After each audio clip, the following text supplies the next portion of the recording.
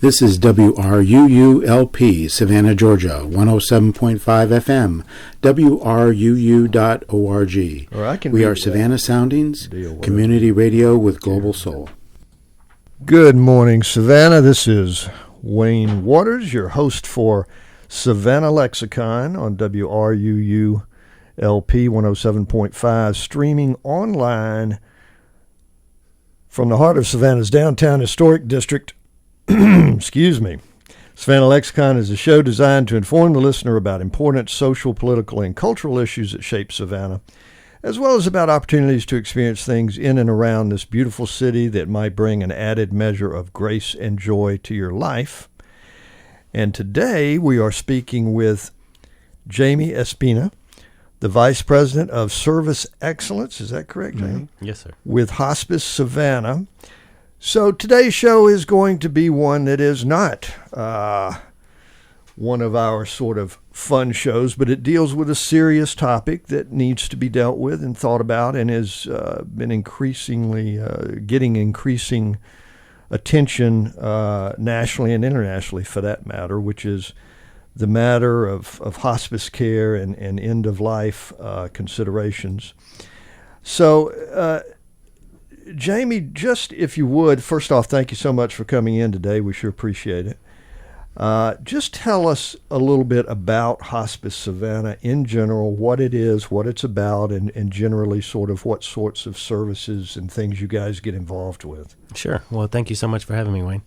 So Hospice Savannah has been around for 37 years now. We are a true nonprofit hospice. And so just to give folks a little bit of history about the concept of hospice and how Hospice Savannah evolved. Yeah. The reality is that the concept of hospice, which is comfort, compassion, love, and care at end of life, has been around since the beginning of time. Sure. So there's always been those who have been, out of love, have had the ability to care for those who were sick and dying. Right. And on the reverse side, there's always been those who, out of fear, have run away from it. And so what we've seen, and you can track this from early days, and it's usually more the religious organizations who have really stepped up in the beginning, and then, but like I said, you can track it if you look at yellow fever, if you look at, the 80s and the 90s with the AIDS crisis, there were those who really stepped up and helped others, and there was those who were afraid of it and kind of created a little chaos. So the concept of hospice is care to the point when there is no longer a cure. So it's for folks who have terminal illness. So Dame Cicely Saunders is really the modern founder of the concept of hospice. And the reason she is our guru, she is our founder, is because she started out as a nurse, and she understood the symptoms when someone was dying. And what she saw was that when people were at end of life, they were in the hospital, and the physicians gave up. Physicians felt it was their job to cure and to heal, and if they couldn't, they failed. And so they backed out of the pictures. So what she saw were folks alone dying in the hospital. And so she became a doctor because she didn't believe that. And then she went back to school to become a social worker because she realized there's so much to the concept of dying where it's not just the patient, it's not just the symptom, it's the family, it's the spiritual, it's the emotional, it's physical, it's all of it. And that, you started the conversation by, this is a bit of a heavy subject, but imagine a world where, we celebrate birth. Imagine a world where we celebrated death, where we allowed people to have a full life, complete what they needed to do, and have quality of life. So that's what Hospice Savannah is about. That's who we are. So in 1979, our founding mother, Ann Stewart, heard about this concept of hospice. It was just now coming to the States. And so she went to universities, to Harvard and Yale, and some of our volunteers went up there and heard about this concept that would support folks at end of life, as opposed to just leaving them in the hospital to die alone without family. Yeah. And so with $5, she got a typewriter, she got some stationery and some stamps, and she started writing business leaders, United Way folks, physicians, nurses, chaplains, social workers, and said, listen, we want to bring this movement, this concept to our area. And for a small town, in Georgia, that we were the cutting edge. The very first hospice in the United States was New Haven, Connecticut in 1975. So just 4 short years later, we opened up. And from 1979 to probably about 1983, our offices were at Senior Citizens on Bull Street, and we were 100% volunteer. So no one got paid. Everyone did it out of the mission and the drive to help those dealing with these end-of-life issues, because we know there was no support. No one was doing it. That's and it was impressive. costing the country millions of dollars to keep folks in the hospital where they weren't comfortable, where they weren't able to deal with the end-of-life resolutions. And so it was a lose-lose. And so Hospice Savannah really got in there, did what was right, and for 37 years has continued that mission. That's boy, that's a good story. That's a really I don't know, humbling actually is one way I think about it at the moment, that particularly in the beginning, and really all through, because it's a difficult task. Sure. Anything that's associated with this this segment of life and dealing with it is just very difficult. And man, thank goodness that somebody came along and took it upon themselves to initiate this kind of thing and get it going. Now, you yourself, just give us a little bit of a sense of how long you've been with hospice and your background a little bit. Sure. So I'm originally from Tampa. I'm a licensed psychotherapist. I moved to Savannah about 15 years ago, and I saw an advertisement for Hospice Savannah. And what caught my eye was that once I did some research, that Hospice Savannah had a music therapist, they had a massage therapist, they had a story keeper who records our patient's life story to carry on their legacy. And that's the kind of work I was familiar with in Savannah, and I mean from Tampa. And I hadn't seen that in the Savannah area. So I interviewed about 14 years ago, a little over 14 years ago, and got a job as a bereavement counselor. And to be honest, that was the best job I ever had. So all day long, I got to listen to people's love stories. Because you don't grieve someone you don't love. And True. It was great, because in bereavement, there is no cure, there is no fix. And as a therapist, it's very nice to know that what you're providing is comfort. You're normalizing for folks, and you're giving people tools to learn how to live with loss.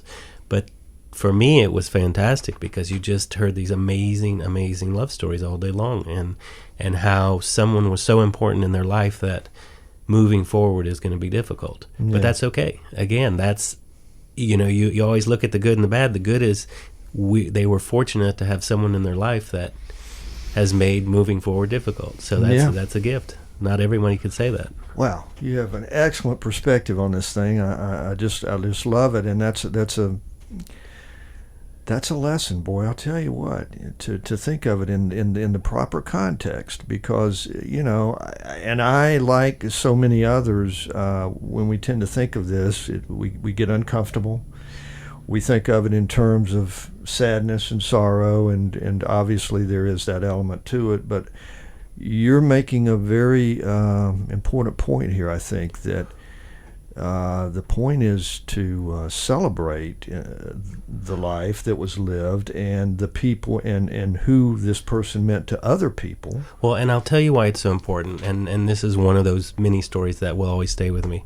I had a gentleman who came to my office for bereavement counseling. His son, at 6 o'clock, they had dinner. At 8 o'clock, he put his 10-year-old son to bed. At 12 o'clock, the child woke up with a high fever. By 2 o'clock, the child died. Wow. And so everyone in his world avoided him. So coworkers would ask, "How's your wife?" which is code for "please don't tell me how you feel because I can't handle it." The neighbors literally kind of avoided him because we're so scared. We're so scared we're going to say something that's going to make a person sad. Right. Well, there's nothing worse that could happen. So True. that's not. But the gift he got was a neighbor came to his house. This was about 3 months after the death, and saw a picture of he and his son, and said, "I remember the day that picture was taken." And he told me since the death of his son, that was the best day because someone acknowledged his son and someone carried on his memory. Wow. And the goal is to carry on the legacy of the loved one who died. And so we do a real disservice by not allowing people to tell their stories. Part of grieving is making sense of the loss, and you do that by telling your story. And when people tell us their stories, we say, and we all do it, and myself included, we say, it'll be okay, they'll be in a better place, right. Let me know if I can do anything, which are all ways to make us feel better and get out of the situation, as opposed to just saying, I remember Sally, and she was great, and tell me about the death, and tell me what it was like for you. Right. And that would change things for us. Okay, excellent. Folks who might just be tuning in, our guest is Jamie Espina, Vice President of Service Excellence with Hospice Savannah. And Jamie, I like where you're taking this in terms of kind of broadening it out and thinking about this in a different way. And I want to continue along those lines, but really quickly, just so we go ahead and get this information out there. The website is www.hospicesavannah.org. O-R-G. Okay. And a phone number? Our main number is 912-355-2289. Okay. And you've got several different kinds of divisions or operations, including some that are at different places. But your main office, I think, is 1674 Chatham Parkway. That's our administrative office, and most folks don't know. Most folks don't know about that. Our Okay. hospice house is on Eisenhower, which is really the community recognizes us by our hospice house. We've served thousands and thousands of families, but we also have a building off of Chatham Parkway, 6000 Business Center Drive, which is our Demery Center for Living. And at the Demery Center, we house the programs that are available to everyone in the community. Not even related to hospice. So we have our Full Circle Grief and Loss Center, which provide bereavement support free of charge to anyone in the community, as well as the Adele Caregiver Institute, which is the only one in the country who is addressing the needs of caregivers, specifically education, training, support, wellness through yoga, through nutrition, really meeting the needs of the caregivers, because we're going to have a crisis in our country. Yes. Okay, and let's follow up on that. But I'll tell you, when I was looking at the website, to get ready for the show, I mean, I saw some of the things that you mentioned that so impressed me. This idea that you have music, massage, and story keeping, and I thought, wow, this is great. Well, let me explain it to you. And this is our problem. So, as I mentioned, in the late 70s, we were the only not-for-profit hospice, and the industry changed dramatically starting in 2000. And what we saw were businesses getting into the business of hospice. So we see for-profit conglomerate traded on the New York Stock Exchange. Hospice is in the business for making money. And that's not who we are, and that's not what we're about. And so it's troubling because in our community, most folks don't realize there are now about 16 hospices. The others are all for-profits. They're part of a large chain. They have small offices here. But we're here for the community. We always have been, and we always will be. So we are so much more than hospice. Now, we have the best hospice care. Our care is outstanding. We have nurses that have been with us 17 years and staff that are so dedicated around the clock. But we're truly here to help the community. So through the years, we started the Full Circle Grief and Loss Center, which is bereavement for anyone, children's camp, Camp Aloha, all these services for children. We just received a $100,000 grant from New York Life to provide bereavement counseling to children in their environment. So maybe Frank Callan's boys and girls schools who are affected by gun violence. We have a problem in our community, so we're addressing it. So our goal is to seek to provide support to 200 kids over 2 years and get them tools to deal with the grief of dealing with the trauma of gun violence. So that's one of the things Full Circle is doing. Again, we recognized the need that there were folks who weren't eligible for hospice or weren't ready for hospice, but still were dealing with symptoms. So we created the Stewart Center for Palliative Care, which is a consultative program to really deal with symptoms of disease, physical, emotional, for those who aren't ready or eligible for hospice. And then, of course, hospice. And then last year, we were very excited to open up the Adele Caregiver Institute. And that was, again, recognizing the need that with the baby boomers, I mean, basically, the baby boomers has changed the world based on their population. And so now the baby boomers are aging. And the baby boomers were fantastic caregivers. They got it. They took care of their parents. They made sure they're okay.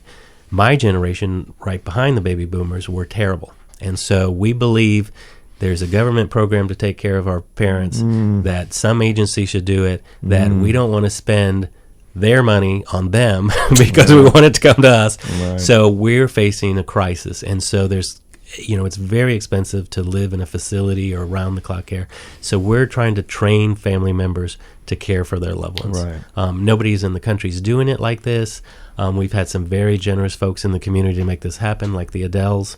And so we're really excited about this. We're doing some exciting things with local businesses to provide EAP services for their employees, which is going to help fund these programs. And you say EAP? Employee Assistance Programs. Okay. So let's take Parker's, for example. Parker's has signed on so that all of his employees can benefit from the services of the Caregiver Institute and the Grief and Loss, as well as us coming to the organization and training managers and HR. So we're doing some really exciting things, again, that are all designed to help our community be a much better community in dealing with these issues. Man. So there's a difference in hospice, and absolutely. People need to do their research. They absolutely. I agree wholeheartedly. And again, excuse me, I've not had any dealings with you and with the Hospice Center. I went through care giving with my mother some years ago until she passed, and it's a difficult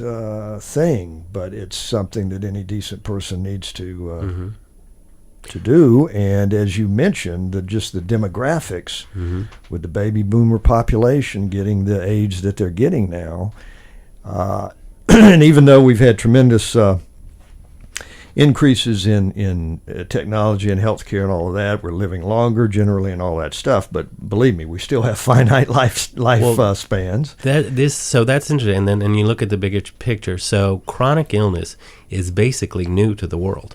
So if you look at just the last 60, 70 years, prior to that, we didn't have chronic illness. People got sick and they died. Right, and so that's why we understood the life cycle and we respected it. But now, because of chronic illness, because of the advances, because of all the technology, we feel we're not going to die. America is a death-denying culture, and you can see it every day. So there's an old saying that Europe, death is inevitable, in Canada, death is imminent, but in the United States, it's optional. And we see 90-year-olds getting hip replacements. We see the craziest things, and it's troubling because we're convinced, and the medical community is convinced, that there's always one more thing. And what happens is that robs families of a quality death, because you're pushing until the person is exhausted and physically dies. Right. As opposed to an acceptance, a peacefulness, knowing that death is a natural part of life, and saying and doing and feeling and being all the things that need to be done to have a peaceful death. I mean, there are things that are worse than death, and that's an unpeaceful death. Yeah. So it makes a difference. Yeah, it really does. And it is a difficult, it's just a difficult equation, all the way around. Because as you say, I mean, modern technology, modern medicine, my goodness, you can extend your life artificially on and on for some period of time, but, then you get into an issue of, okay, what is the quality of life, Exactly. And I have known someone who elected not to undergo massive radiation at a certain point with cancer because they had seen their parent do this, and they knew what that can do to you and what kind of quality of life that can have. Now, of course, that's always obviously a very personal decision that has to be made, and people may weigh things a little differently and see how it goes. But it is increasingly, it seems to me, and there's more written about this, there's more talked about this than ever before, I believe, about the whole issue of sort of, and several different streams of somewhat related areas that come together in this sort of idea of quality of life, death with dignity, that sort of thing. It also comes with some people in terms of burial situations as kind of part of the same sort of idea. But it's something that's getting more and more attention. And as you say, because we're the first time historically that we've gotten to this point that you can do so much in terms of extending life, and you just sort of, there's this natural tendency among many people who encounter it, certainly many people who think about it, but even those who encounter it who just say, well, if I can get one more day, then I want to get one more day. But, sometimes it's not really quite that simple. Well, my personal belief is that people should die like they lived.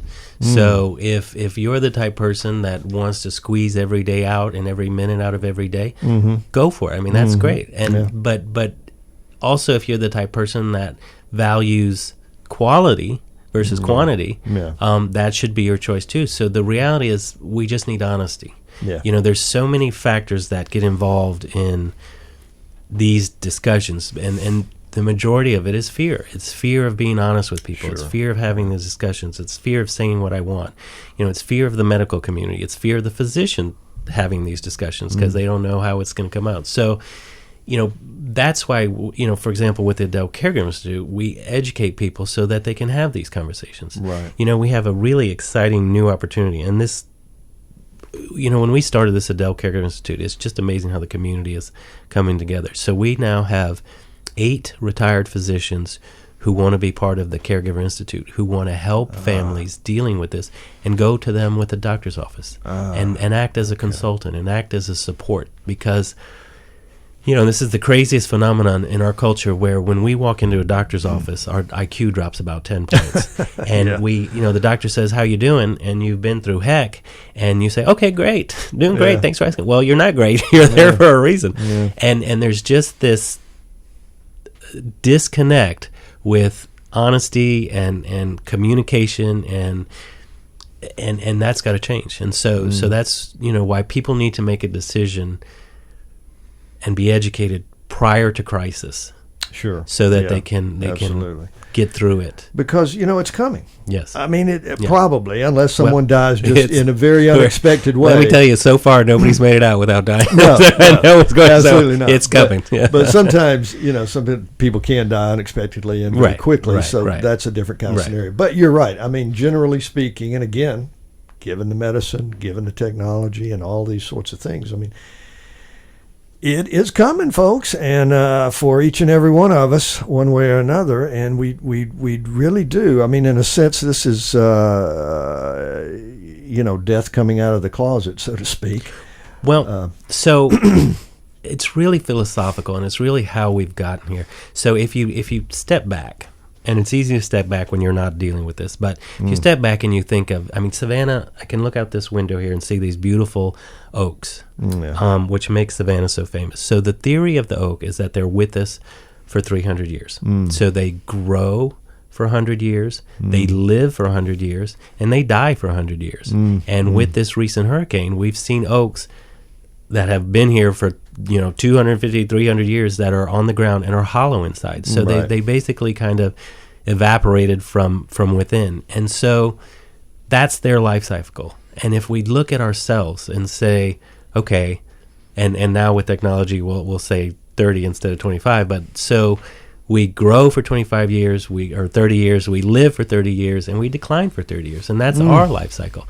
But look at how we deal with those 3 segments. So the growth, think of all the excitement, the joy about the birth and all the reading and finding the right physician, and so much goes into it. And the right schools and through that process. And then when you hit your 30s, it's about living, and it's about making sure that you're doing what's important to you and that you have quality and that things are, just planning and all that goes into those 2 stages. Mm-hmm. And then we hit that 3rd stage and we just let it Yeah. happen to us. Yeah. And that's the problem. We have to change. We have to treat that 3rd stage with as much enthusiasm, excitement, information, and knowledge as we do those first 2 stages.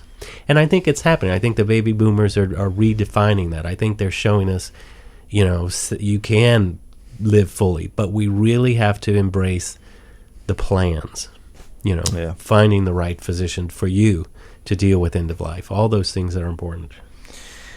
If you're just joining us, Jamie Espina, Vice President of Service Excellence with Hospice Savannah, is our guest, and we are talking about the inevitable. We're talking about death, and we're talking about dealing with it. We're talking about not only the person who is in ill health and going into that last phase of their life, but also the caregivers who are lovingly taking care of them. Let me say that this portion of WRUULP Savannah Soundings programming is made possible by a grant from Roly Poly Sandwiches. Located at 114 Barnard Street, Roly Poly offers wraps, soups, and salads. More information at 912-233-8222 or rolypoly.com.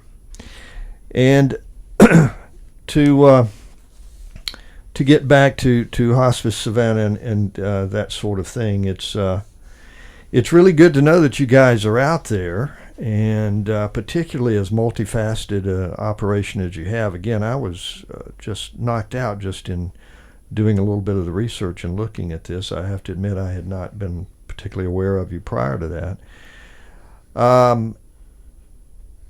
The caregiving aspect of this and working with them, needless to say, and anybody who's experienced it, almost anybody, I would think, in a caregiving capacity for someone who is in that last point of their life, would say it's certainly not easy. But I think, again, part of this kind of turn in your perspective and a little bit deeper look at it, a little bit. I know, and I don't want to speak that much about my own situation, and it's not that I've done anything that nobody else has done, but I know when my mother's scenario developed and she developed Alzheimer's,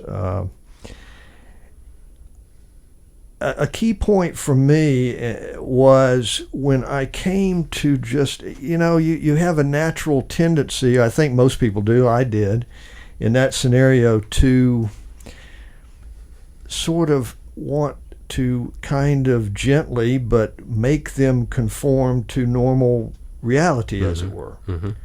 Well, that's ridiculous, of course, and it took me a little time to realize that, and just but it made it so much easier, not only for me but also better for her, obviously, when I said, well, what am I doing? This is her reality.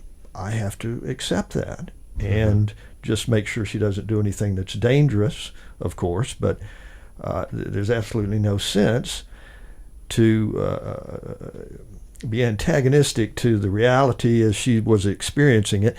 And, that sounds obvious, probably, and obvious to people, but if you haven't been there, you can't be so certain that you might not react the same way.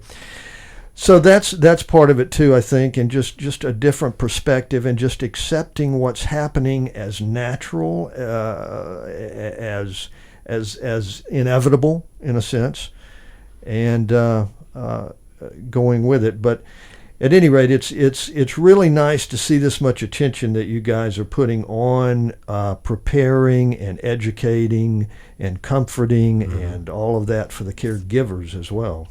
Well, and it's important to note through the Dell Caregiver Institute, it's for any non-paid, non-professional, non-prepared caregiver. So really the Adele Caregiver doesn't have anything to do with Hospice Savannah other than the fact that it's under the umbrella of Hospice Savannah.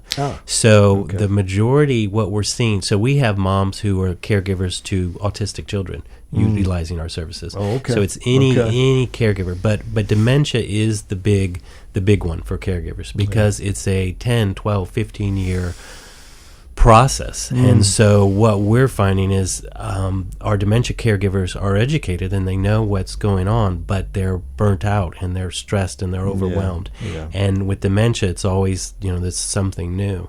Yeah. The caregiver, it's the hardest job out there because there's never a break. It's always on your mind. You could be at the beach in Hawaii and you're still thinking about your loved one and what's going to happen and what's going on with them. And until now, in our community, there wasn't a lot of support. So that's what we're changing. One of the services we offer, and we're partnering with the Rosalind Carter Institute as well as the hospitals and organizations in the community. But one of the things we offer through the Caregiver Institute is a dementia coach.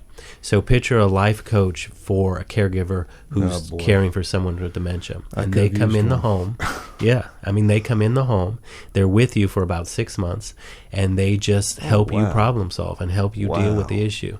That's incredible. There's a great training out there for, this is for professional caregivers, but it really helps them understand what it's like for someone with dementia. Because what you're saying is, I realized quickly that with my mom that she was on a different kind of reality, and I was trying to make her fit my reality, and it wasn't working, so we had to adjust. But this training allows caregivers to realize what their reality is. So it's kind of like a sensory deprivation. You put on headphones that are constantly distracting you and confusing you. Lights go on and off. So what happens with dementia is that, one way to describe it is this: if you think of your body and your mind like your electronics, your switches in your house, your electrical panel. So what happens is, you're perfectly fine, and then one of those switches, one of those panels goes out. Right. And then so it just totally confuses you, but then it comes back on, but then another one goes off. Right. So it's this constant world of things not making sense. And so it comes across as nonsensical, and it comes across because, this switch going off may take you to a past memory, or it may make you not recognize your loved one, or it may make you afraid to step forward because you're not sure the floor's there. So it's this, it's just such an immense job as the caregiver in 24/7, and so we have these series of support for these caregivers. We have dementia training, we have, like I said, the coach in the home, we have classes, we just yoga, all the support for those caregivers. That's so good. That is so good. People think historically that, and historically it has been and continues essentially, but historically, I think people think, the family members step in when an elderly person is ill and reaching the end point, and so they just handle it, and that's that kind of, and obviously still family members do step in and deal with these situations, but it can be so difficult. It can, and not just dementia I'm speaking here, but just any particularly long-term illness or the approach of the death of a loved one is just difficult. And you can use all the help you can get. You can use the information and training, and that's so much more available, becoming more available now than it was historically. Well, here's what changed. Here's what changed in our country, and here's why hospice was so important in the 70s when it came, in the late 60s when we started talking about it. So in the 30s and 40s, about roughly 43% of the workforce was agricultural in the United States. So what that meant is that the majority of Americans were working and living on farms. Right. And so the difference was, if you lived and worked on a farm, you understood death. You understood the cycle. You saw it every day as part of your job. But also what was different, two things. Yeah. One was that there were generations of family members in the home. So you had the children, the parents, sometimes aunts and uncles, grandparents. You had big houses because you need all those people to do the work at the task. And the third thing was that your neighbors were more than just neighbors. They were part of your team because they helped you with this and you helped them with that. Right. So when death approached or illness approached, you had a whole team. You had all these people Good there point. Yeah. to care for them. It wasn't just family. It wasn't just family, and you were comfortable with the thought, as difficult as it was. You understood death, so you allowed the process of death to happen naturally, and the rituals after the death were very clear. And this is a thing we've lost, where folks who were grieving and mourning would wear black for a year to symbolize, my loved ones has died. I'm not myself. Go easy on me. We respected the process. So what moved was the Industrial Revolution, when we all moved away from the farms and away from our team. Right. So hospice, and particularly Hospice Savannah, became that team. We became the team that comes in and supports the family in that process. We don't provide 24-hour, 7 days care. Yeah. We help the family care for their loved one. We maintain symptom management. We help deal with the emotional, spiritual, all those issues involved with the care, of folks at end of life. That's so interesting. Yeah, this is just another aspect of sort of modern culture, and boy, this gets into some interesting areas, really, completely, when you think about it in the broadest context. Because you're right, people who grew up, at least historically, and even to a large degree now, I suppose, if you grow up on an agricultural scenario on a farm, you are indeed more in touch, generally, with the natural rhythms of life, with the passing of the seasons, with you understand that actually we have to take the life of an animal in order to eat it. You don't just go to the grocery store and see it nicely packaged and think that, oh, well, it just, somebody, created this industrially or something, You understand that animals give their lives so that we can take their energy, as it were.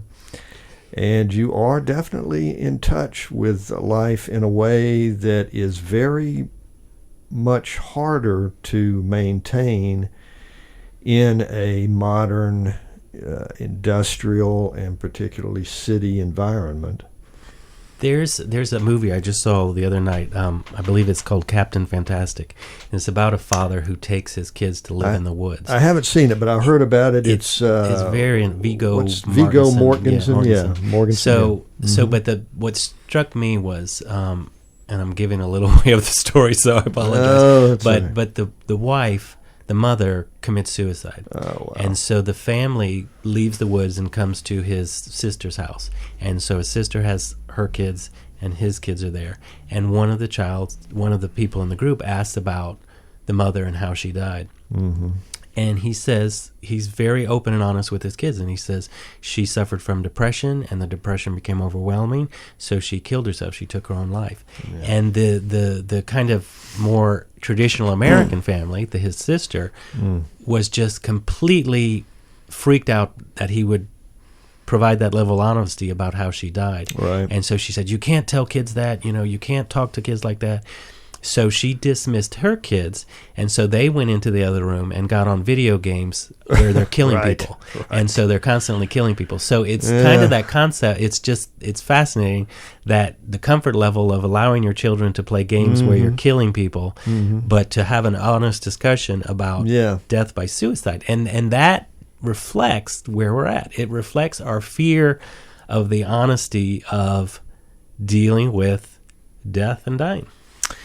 It was a great capture. It was a great I wanted to see that. I did, and I saw that kind of a preview on that or whatever, and it looked really interesting. But it never came here that I'm aware of. No, I think it's rental now. And it's just it didn't seem to be a big hit. So because it didn't follow the typical sort of Hollywood storyline, I'm sure. But I do want to check into that. Well, that's interesting. That's interesting. The whole violence question too. And again, part of this now, do you guys get involved at all in terms of the hospice or the center there, that with the actual burial or proceedings of a funeral or anything like that? In the sense that we help families prepare. So when folks come under hospice, our social workers meet with them and they discuss. Have you thought about what you would like your services to be? Have you thought about financial? Have you thought about all? So we address all those things. And again, that's what creates peace. So knowing for a caregiver and even the patient to know that everything will be taken care of and it'll be done the way they want it.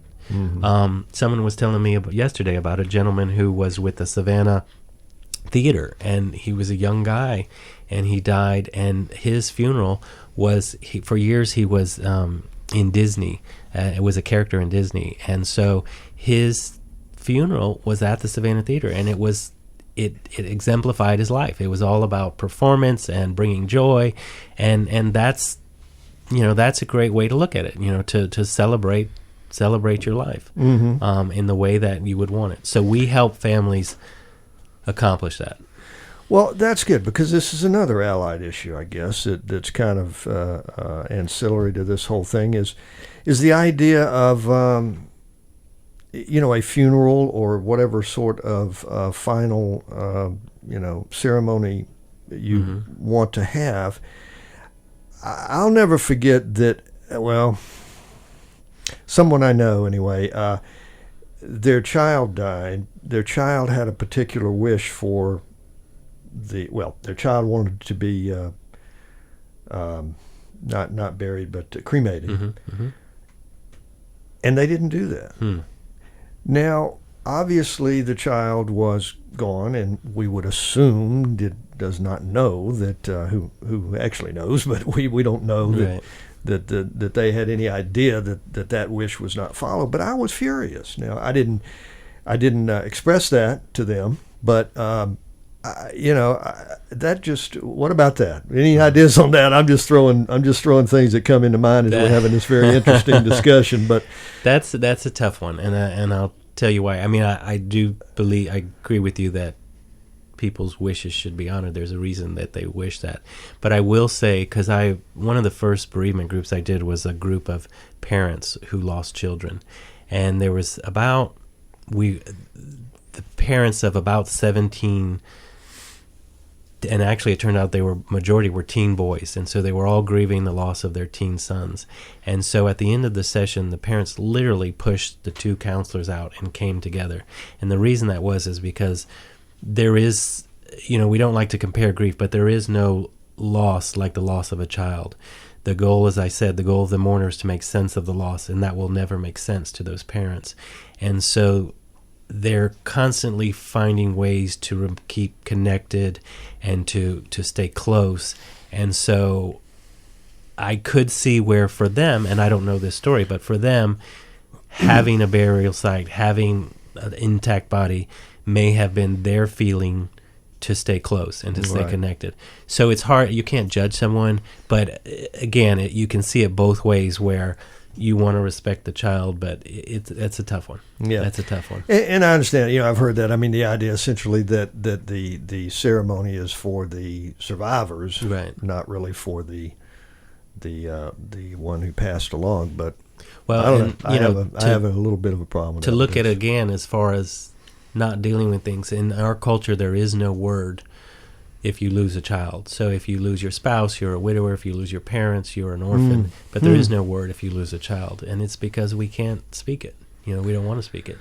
And, people understand that. But again, for those dealing with that, that's rough. I've seen it many times. Yeah. It's rough. Well, yeah, that's true. That's true.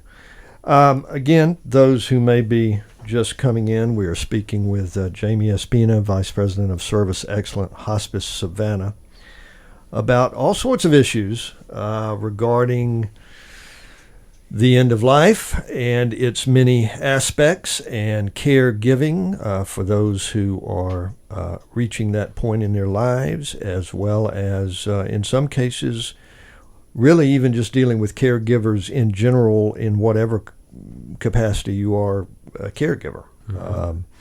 So not necessarily specifically geared towards end of life issues, particularly with the Adele Caregiver Institute.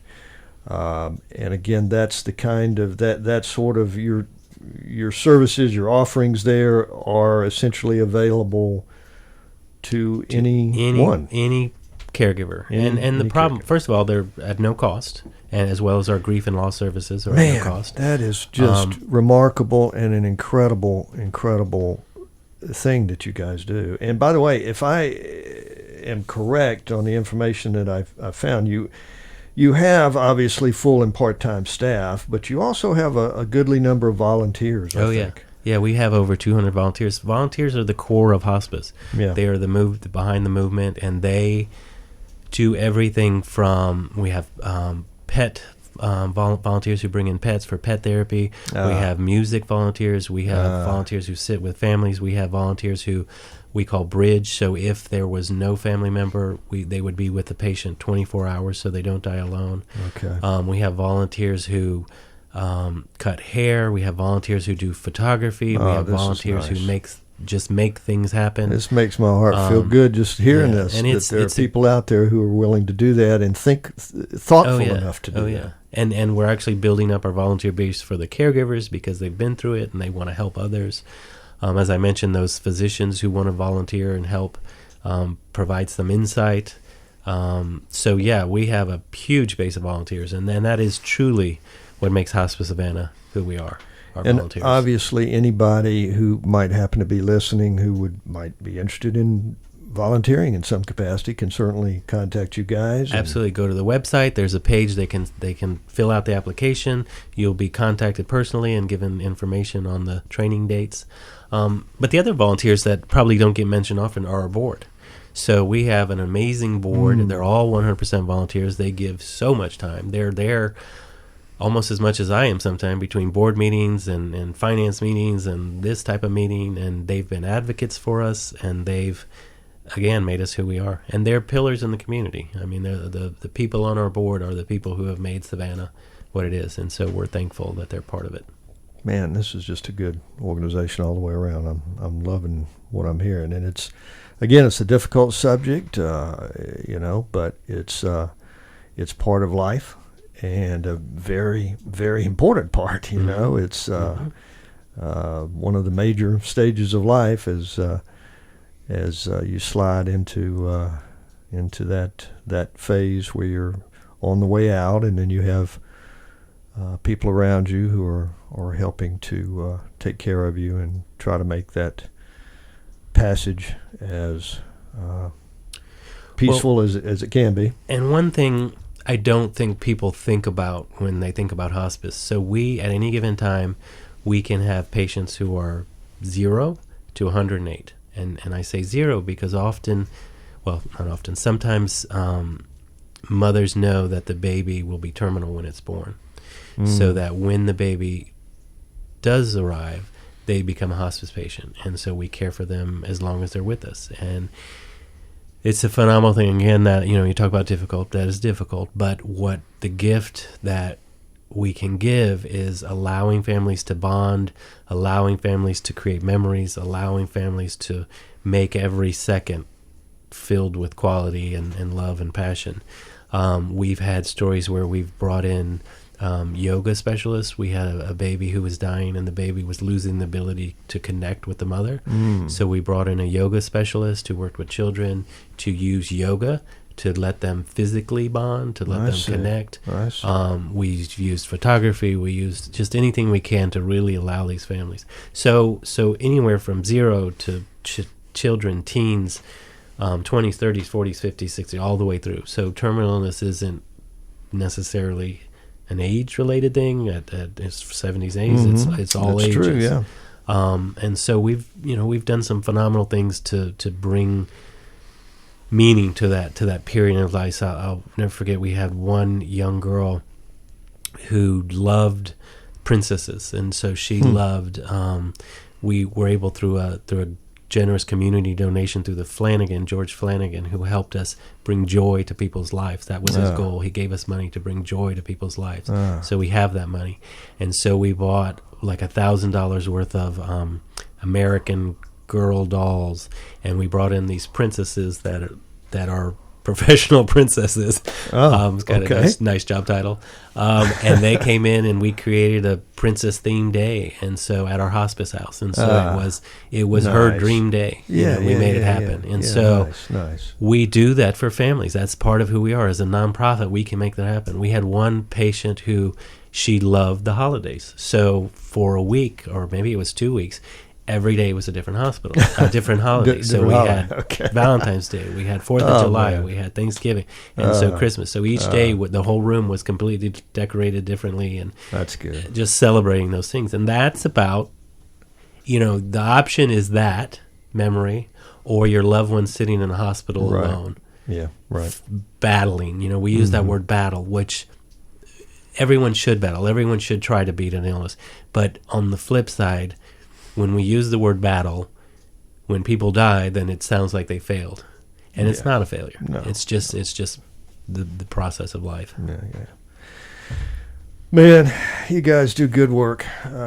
You should be applauded. Do you guys have any kind of, major fundraising event? I'm glad you asked that. Yes. Because yes, we if will anybody make deserves, it very easy for people to donate. Yeah. So we do. We have one of our biggest fundraiser we actually just had. It's our Tree of Light, and it's an annual memorial gathering. And so it's through our grief and loss programs, Full Circle. And what first and foremost, it's a memorial gathering to really get people together to honor their loved ones during the busy time of the year in December. So it was December 4th this year. It's at our Demery Center for Living where Full Circle is. So people donate in honor of their loved one throughout the year, and so that's our big donation. But we do events. We have a program, a party celebration called Summer Nights, and people host parties, small or large, on our behalf. They bring in their friends, and their friends make donations. So it's fun for everyone. You learn. Parties happen all over town. But really, we just, people just can have the opportunity just to donate right now. Pick up the phone or go to our website. There's a place to donate, and every donation makes a difference. I mean, a small donation can help someone at hospice house or help. One of the new programs we're using is memory and music. So we're using music to help folks bring joy to their life. And so a small donation helps buy an iPod. So there's so many ways to donate. And a big donation makes a big difference. So if you're listening and you want to donate big, we would love for you to donate to us, because it makes everything we do goes back to the community. It goes back to our patients and their families. There are no owners. There are no stockholders. It's truly about making the community and making the patients' lives better. Okay.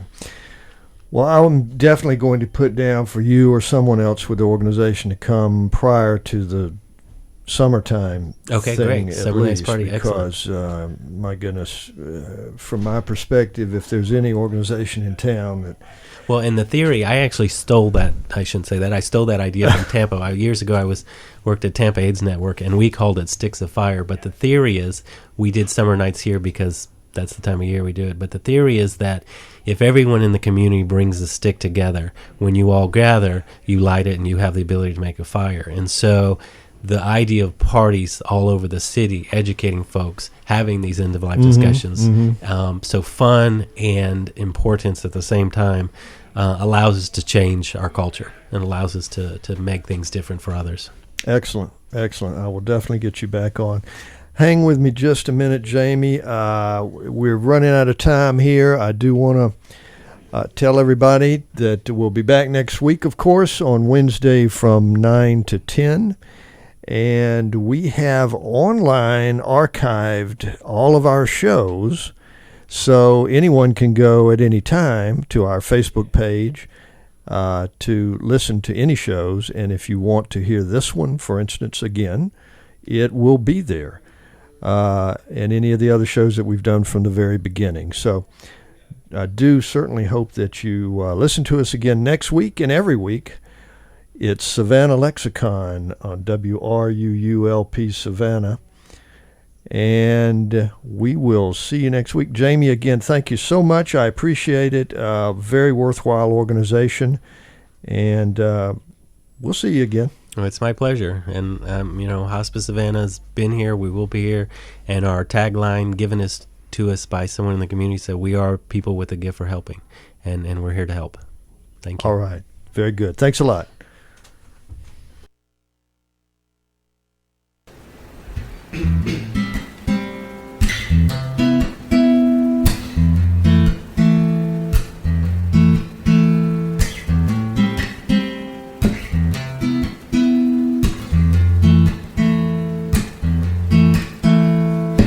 Drawing up constellations, trying to make sense of my heartbreak.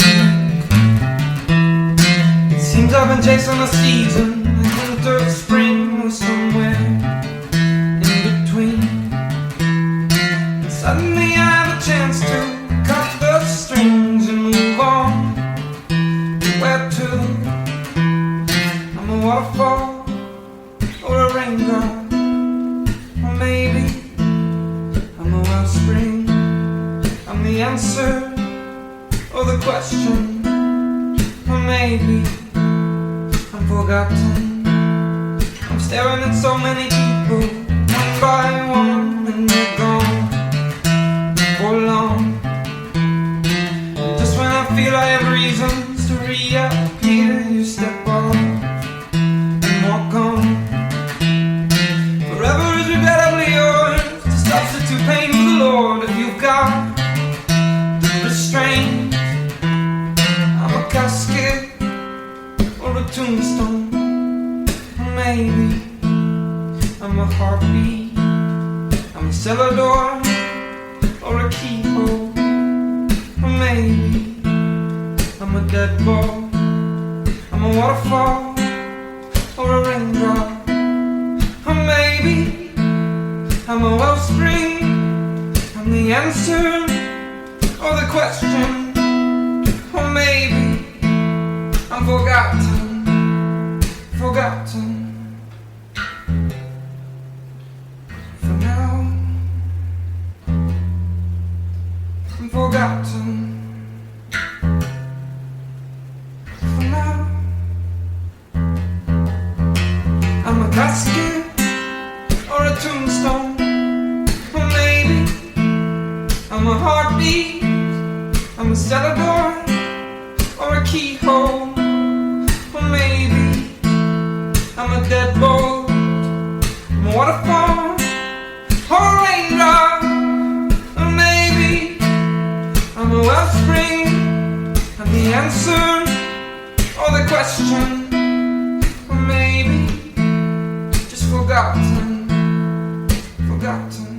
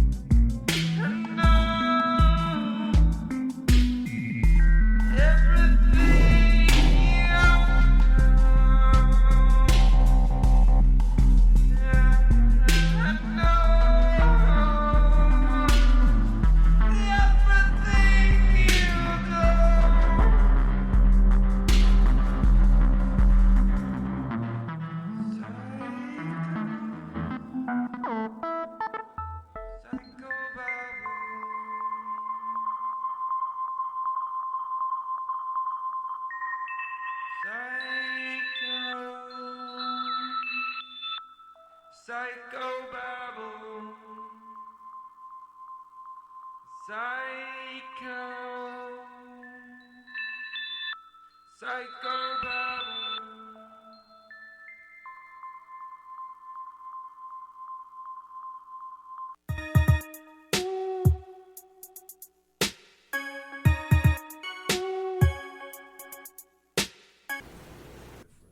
This is WRUULP, Savannah, Georgia, 107.5 FM, WRUU.org. Or I can We deal are with Savannah Soundings, Deal with community radio.